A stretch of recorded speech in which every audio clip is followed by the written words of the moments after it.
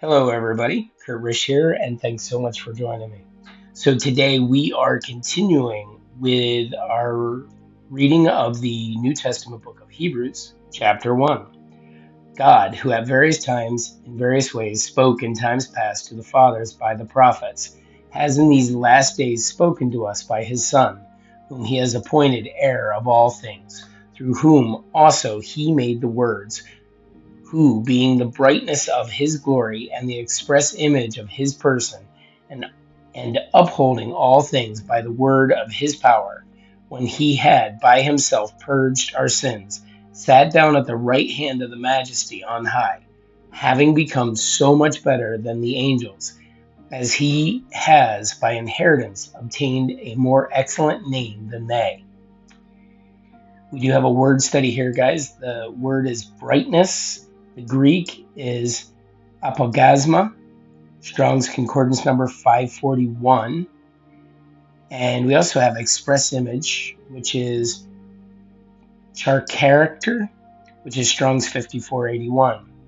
These two expressions occur only here in the New Testament. The Greek word for brightness expresses the brilliance emanating from a glorious source of light, such as the beams of the sun. Christ, as the effulgence of God's glory, is the radiance of God's revealing God's glory to humanity. The Greek word translated express image can mean the instrument used in engraving or stamping, but usually it means the image engraved or stamped. In this context, the word means that Christ is the exact representation of God's nature.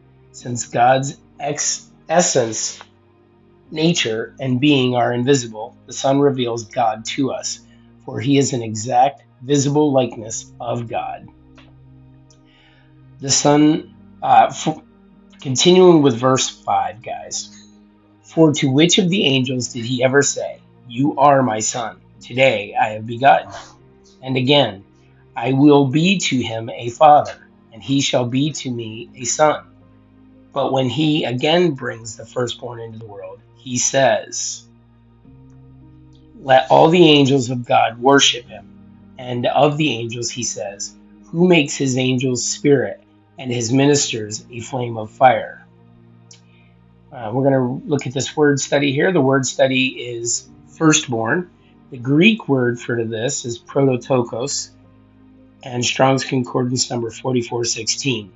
The first part of this word, proto, can indicate first in time, temporal priority, or first in place, preeminence.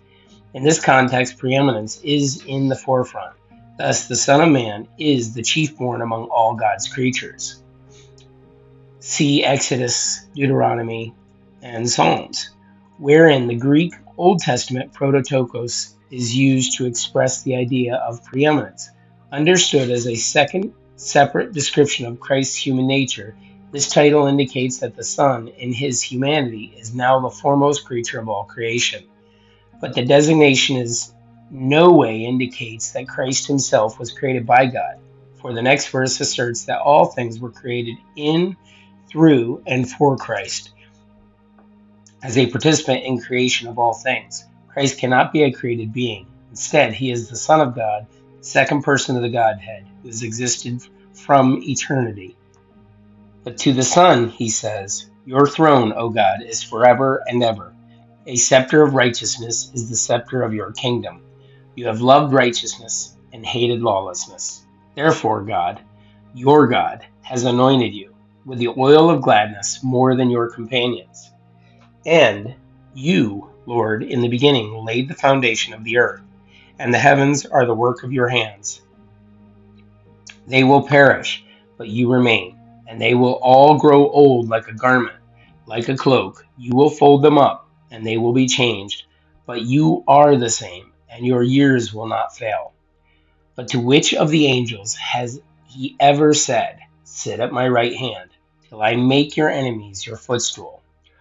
Are they not all ministering spirits sent forth to minister for those who will inherit salvation? Guys, that's it for our New Testament reading, the book of Hebrews, chapter 1. Thank you so much for joining me. Be sure to like and subscribe below, and may you have a great day, and God bless.